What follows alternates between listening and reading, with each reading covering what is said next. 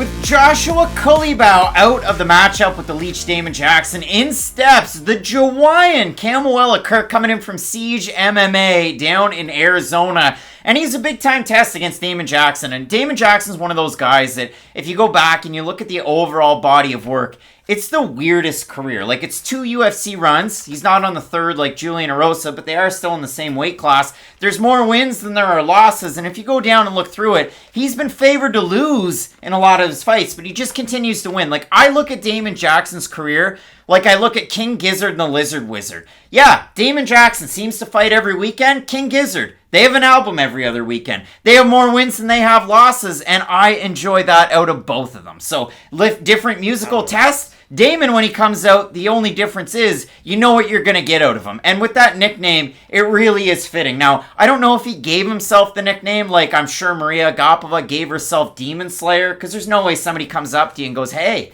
Demon Slayer, cool. But with the Leech, he does fight that way. So the first run through in the UFC, he beats Leonard Garcia with Legacy to book his ticket in, and then he goes out there, loses to Yancy Medeiros, gets Performance of the Nighted against. And he goes out there, has a no contest with Mr. Hani Jason. He then draws against Levan Makashvili, and the UFC decides, you know what?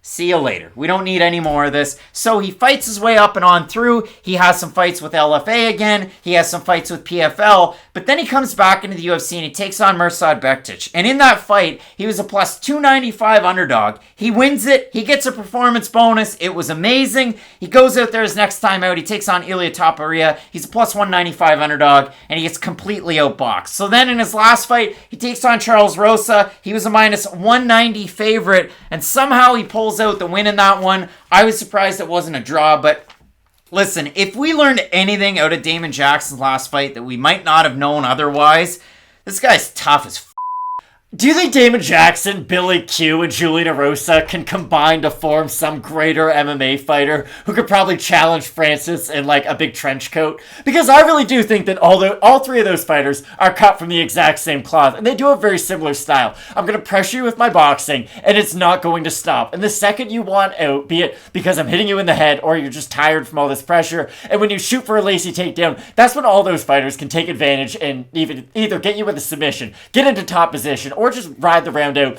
in the top position. They're just great in every area of the sport, but I would say they're sort of in lesser degrees. I would say Billy Q's probably at the top end of this category, whereas Damon Jackson's more at the bottom. But he did beat Murzakanov, who at one point was a top 10 fighter in this weight class. And I know Murzakanov has been on the receiving end of a lot of crazy comebacks, or been on the wrong end, I should say.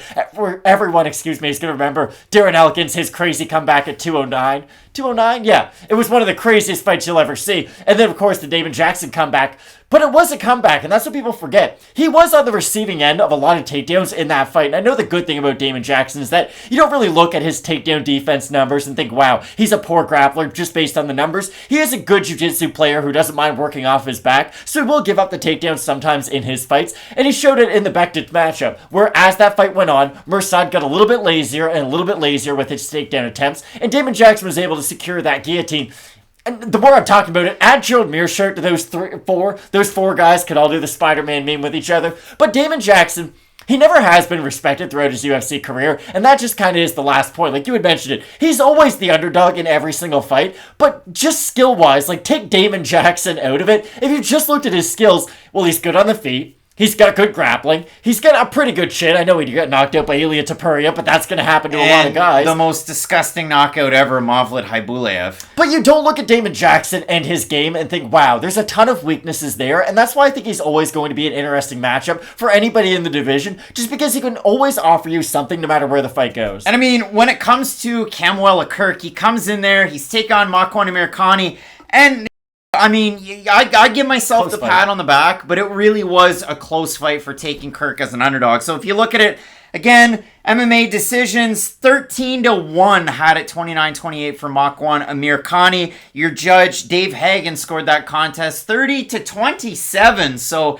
that was kind of wild. But for Kamuela Kirk, Brazilian Jiu-Jitsu black belt in his own right, and he really is another one of those guys that's very well-rounded. And the best part about him is his wrestling and then his grappling, that really comes first. But we've seen his striking continue to get better as his career's gone on, throwing in combination, mixing things up. And if you even want to go back and talk about a guy that you had already mentioned in Billy Quarantillo, if you look at it for Kamuela Kirk, he beat Billy Quarantillo in the first round of their fight on Dana White's Contender Series. So after that, he gets pummeled in the second round. But after that, he loses split decision to Bruno Souza, who's of course now in the UFC, and a lot of people thought that he won that fight. He beats Guillermo Santos after that, beats Daniel Swain after that, beats Makwan Amirkhani. But if we back up to the Daniel Swain fight, the best part about it was Kamuela Kirk was talking about, like, I'm going to make this guy quit before that fight. Oh my God. I'm going to make this guy quit. And between the rounds, Daniel Swain saying to his corner before the last round, hey, I want to quit. It was kind of crazy to see that. But for Kirk, again, good wrestling, Brazilian Jiu-Jitsu black belt. And I think in this matchup, the grappling could actually cause him problems with Damon Jackson. He's that big of a grappler. And we saw Damon Jackson get the respect he deserves, I guess, from odds makers, from the fans his last time out against Charles Rosa, being almost a 2-1 favorite. But in a matchup like this, even though Kamuela Kirk is much younger in his MMA career with less experience as a pro, I like how good his striking's come along lately. It has improved quite a bit, but I do like the steadiness out of Damon Jackson. I do think grappling-wise, Kamuela Kirk can have some success early on in this fight before he has started to tire, but that's how I do view this matchup. I do think they are similar, oddly enough, in a lot of the ways that they do fight, but I do think Jackson, he's just a better fighter when he is tired, I guess. He still gets tired, his hands still get low as the fight goes on, but he just is able to maintain, I guess, his prime form. I know that's a weird X factor to have, but I do like the tired version of Damon Jackson, and I do think that no matter what version of the fight this looks like, he could be up 2-0, he could be down 2-0, he always is going to have that, off his back, he is really tricky with the submissions, and hey, it's not like he can just go out there and submit Kamuela Kirk like that. That's going to be really hard to do, but I do think that as the fight progresses, Jackson can have a lot of success with his grappling. I do worry about him on the feet, though, and I do like what you brought up about the improvements in Kirk's striking, because if you can catch Jackson early, and I do think that is the case, because once he gets warmed up into a fight, it is hard to stop him. He does roll quite well with punches, but if you can catch him early, he can get knocked out, and I do think that's going to be a good path to victory for Kirk. Kirk with a win over Kevin Kroom by submission on the regional scene to get him onto Dana White's Contender Series. A loss to Anthony Backham. He won that fight, and then a split decision loss to Kyle Reyes before that. So all of his losses, with the exception of the fight against Quarantillo, are by decision. When we have a look at the odds for this fight, Jackson opened the favorite -145. He's a +128 or thereabouts on best fight odds. For Kirk, open +125, -155 or thereabouts. If we have a look at the Tapology votes, surprise to us, they are to you. I'm going to say over-under, actually, on the more experienced fighter here with Damon Jackson. I'm going to say 63% Damon Jackson over-under. I'll say under. You're going to say under, and look at that. Look at that. 467 total votes, 69% Jackson, 70% by decision, 21% by submission. For the 31% that have Kirk, 66% by decision, 25% by knockout.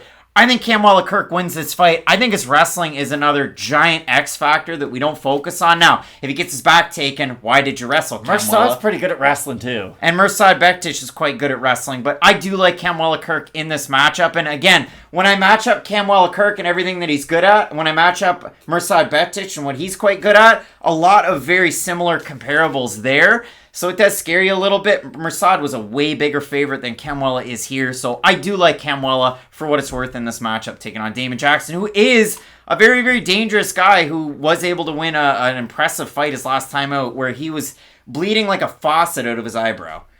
He grappled Charles Rosa, though, really bad in that fight, and it did give me a lot of confidence going into this matchup, and I do think that's going to be a big key with Kamuela Kirk. I think Damon Jackson is going to want to grapple early in a lot of these rounds, because if Kirk can just get a takedown with a minute left, he's not going to really have to do a lot with that position to still secure a round, whereas if Jackson can just make sure, okay, we're grappling at minute 1 of the round, not minute 4, it's going to allow him to really burn out the arms of Kamuela Kirk and really start to get him tired as this matchup goes on, and I think that's the big key to this fight. I think Kirk's going to have a really strong start, and I think Jackson's going to have a really strong finish. It just kind of depends on what happens in the middle. I'm going to pick Damon Jackson, though. I do like his experience factor, and Kamuela Kirk, he could completely change my opinion of him because of this fight. Beating Amirkhani doesn't really prove to me that much, and like you said, did he even really beat him? It was a close fight. Beating Damon Jackson, though, does prove to me that you are a legit UFC talent, so I think it's a huge opportunity for Kirk, although I am going to pick Jackson. Big time opportunity for both of these guys. We're split on the pick. I've got the Jawaiian. Matt's got the Leech. A battle of interesting nicknames. You let us know down below in the comments section who you have in this fight